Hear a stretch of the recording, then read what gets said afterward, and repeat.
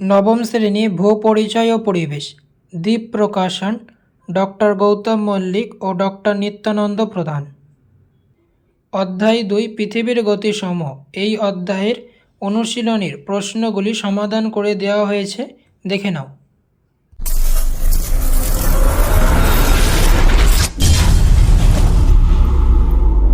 বিভাগ ক, এক, বিকল্পগুলি থেকে সঠিক উত্তরটি নির্বাচন করে লেখো। প্রতিটি প্রশ্নের মান 1।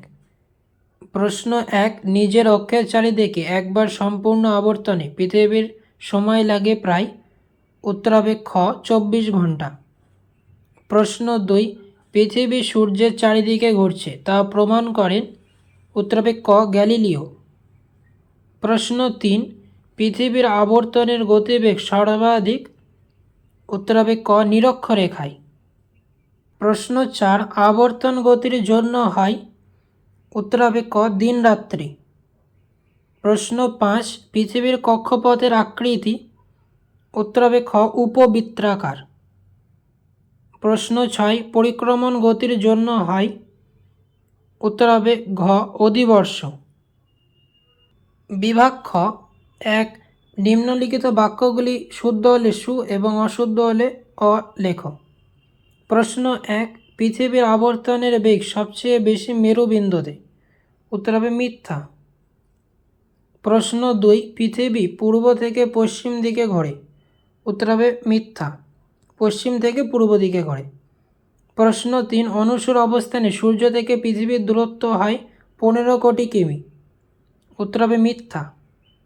প্রশ্ন 4, 1900 এবং 2000 খ্রিস্টাব্দ অধিবর্ষ। উত্তর হবে মিথ্যা। যে বর্ষগুলিকে 400 দিয়ে ভাগ করা যায় তাকেই অধিবর্ষ বলে। যেমন 2000কে 400 দিয়ে ভাগ করা যায়, কিন্তু 1900কে 400 দিয়ে ভাগ করা যায় না, তাই এটি মিথ্যা।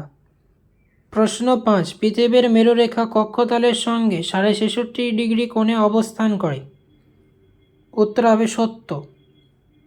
প্রশ্ন 6, ভূপৃষ্ঠের সর্বত্র দিনরাত্রির দৈর্ঘ্য সমান হয় বছরে মাত্র 2টি দিন। উত্তর হবে সত্য। প্রশ্ন 7, 1851 সালে বিজ্ঞানী ফুকো আবর্তন গতির প্রমাণ করতে দোলক পরীক্ষা করেন। উত্তর হবে সত্য। প্রশ্ন 8, 21শে মার্চ ও 23শে সেপ্টেম্বর ছায়াবৃত্ত পৃথিবীর অক্ষ বরাবর থাকে। উত্তর হবে সত্য। প্রশ্ন 9, 8 খ্রিস্টাব্দ থেকে অধিবর্ষ গণনা শুরু হয়। উত্তর হবে মিথ্যা। 2.2 উপযুক্ত শব্দ বসিয়ে শূন্যস্থান পূরণ করো। প্রতিটি প্রশ্নের মান 1। প্রশ্ন 1, আহন কথার অর্থ হলো ড্যাশ। শূন্যস্থানে বসবে দিন। প্রশ্ন 2, সৌর পরিবারের 8টি গ্রহের মধ্যে ড্যাশটি গ্রহ পশ্চিম থেকে পূর্বে আবর্তন করে। শূন্যস্থানে বসবে 6টি গ্রহ। প্রশ্ন 3, নিরক্ষরেখায় পৃথিবীর আবর্তনের গতিবেগ প্রতি ঘন্টায় ড্যাশ কিমি। শূন্যস্থানে বসবে 1675 কিমি। প্রশ্ন 4, পৃথিবী থেকে সূর্যের দূরত্ব সবচেয়ে বেশি ড্যাশ অবস্থানে। শূন্যস্থানে বসবে অপসূর অবস্থানে।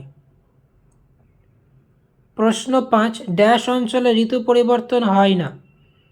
শূন্যস্থানে বসবে নিরক্ষীয় কুমেরু অঞ্চলে। প্রশ্ন 6, ড্যাশ প্রতিদিন নিরক্ষরেখাকে সমদ্বিখণ্ডিত করে। শূন্যস্থানে বসবে ছায়াবৃত্ত। প্রশ্ন 7, পৃথিবীর ড্যাশ জন্য কোরিওলিস বল সৃষ্টি হয়। শূন্যস্থানে বসবে আবর্তন গতি।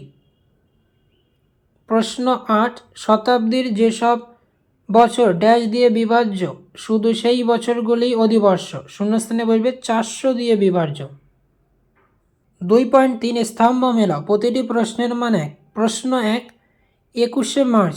উত্তর হবে 7 মহাবিষুব। প্রশ্ন 2, 21শে জুন। উত্তর হবে 4 কর্কট সংক্রান্তি। প্রশ্ন 3, 1438 কিমি। উত্তর হবে 9 30 ডিগ্রি অক্ষাংশে প্রতি ঘন্টায় আবর্তনের গতিবেগ। প্রশ্ন 4, 3রা জানুয়ারি। উত্তর হবে 8 অনুসর। প্রশ্ন 5, 23শে সেপ্টেম্বর। উত্তর হবে 6 জলবিষুব। প্রশ্ন 6 22শে ডিসেম্বর, উত্তর হবে 10 মকর সংক্রান্তি। প্রশ্ন 7 2020 খ্রিস্টাব্দ, উত্তর হবে 1 অধিবর্ষ। প্রশ্ন 8 1536 কিমি, উত্তর হবে 2 কলকাতার প্রতি ঘন্টায় আবর্তনের গতিবেগ। প্রশ্ন 9 4 জুলাই, উত্তর হবে 3 অপসূর। প্রশ্ন 10 96 কোটি, উত্তর হবে 5 পৃথিবীর কক্ষপথের মোট পরিধি। আর একবার বলছি, সবাই মিলিয়ে নাও। প্রশ্ন 1 21শে মার্চ, উত্তর হবে 7 মহাবিষুব। প্রশ্ন 2 21শে জুন, উত্তর হবে 4 কর্কট সংক্রান্তি। প্রশ্ন 3 1438 কিমি, উত্তর হবে 9 30 ডিগ্রি অক্ষাংশের প্রতি ঘন্টায় আবর্তনের গতিবেগ। প্রশ্ন 4 তেসরা জানুয়ারি, উত্তর হবে 8 অনুসর। প্রশ্ন 5 23শে সেপ্টেম্বর, উত্তর হবে 6 জলবিষুব। প্রশ্ন 6 22শে ডিসেম্বর, উত্তর হবে 10 মকর সংক্রান্তি। প্রশ্ন 7 2020 খ্রিস্টাব্দ, উত্তর হবে 1 অধিবর্ষ।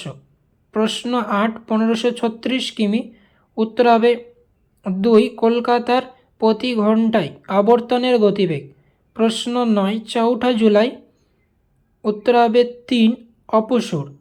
প্রশ্ন 10 96 কোটি, উত্তর হবে 5 পৃথিবীর কক্ষপথের মোট পরিধি। 2.4 2-1 কথায় উত্তর দাও। প্রতিটি প্রশ্নের মান 1। প্রশ্ন 1 আবর্তনের সময় পৃথিবী কোন দিক থেকে কোন দিকে ঘোরে? উত্তর হবে পশ্চিম দিক থেকে পূর্ব দিকে। প্রশ্ন 2 60 ডিগ্রি অক্ষাংশে পৃথিবীর আবর্তনের গতিবেগ কত? উত্তর হবে 990 কিমি পার ঘন্টা। প্রশ্ন 3 ভূপৃষ্ঠের কোথায় সারা বছর দিনরাত্রির দৈর্ঘ্য সমান? উত্তর হবে নিরক্ষীয় অঞ্চলে। প্রশ্ন 4 ভূপৃষ্ঠে দিন ও রাত্রির বৃত্তাকার সীমারেখাকে কী বলে? উত্তর হবে ছায়াবৃত্ত বলে। প্রশ্ন 5 পৃথিবী কক্ষপথটি মহাশূন্যে যে সমতলে আছে তাকে কী বলে? উত্তর হবে কক্ষতল বলে। প্রশ্ন 6 ভূপৃষ্ঠের কোথায় কোরিওলিস বলের কোনো প্রভাব থাকবে না? উত্তর হবে মেরুবিন্দুতে। প্রশ্ন 7 2024 খ্রিস্টাব্দে ফেব্রুয়ারি মাসের দিন সংখ্যা কত হবে? উত্তর হবে 29। প্রশ্ন 8 পৃথিবীর কক্ষের পরিধি কত? উত্তর হবে 96 কোটি কিমি। প্রশ্ন 9 আবর্তনের ফলে গতিশীল পদার্থের দিক বিক্ষেপ হয়, এই সূত্রটি কে আবিষ্কার করেন? এর উত্তর হবে গণিত শাস্ত্রবিদ কোরিওলিস।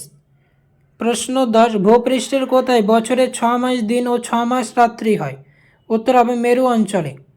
প্রশ্ন 11 23.5 ডিগ্রি দক্ষিণ অক্ষরেখাটির নাম কি? উত্তর হবে মকর ক্রান্তি রেখা। প্রশ্ন 12 66.5 ডিগ্রি উত্তর অক্ষরেখাটির নাম কি? উত্তর হবে সুমেরু বৃত্ত। আজকে এই পর্যন্ত। এর পরের প্রশ্নমান 2 এর উত্তরগুলি যদি তোমাদের প্রয়োজন হয় অবশ্যই কমেন্ট করবে। আর ভিডিওটি ভালো লাগলে অবশ্যই লাইক কমেন্ট এবং শেয়ার করবে। আর চ্যানেলে নতুন হলে অবশ্যই চ্যানেলটিকে সাবস্ক্রাইব করে পাশে থাকবে। দেখা হচ্ছে অন্য একটি নতুন ভিডিওতে।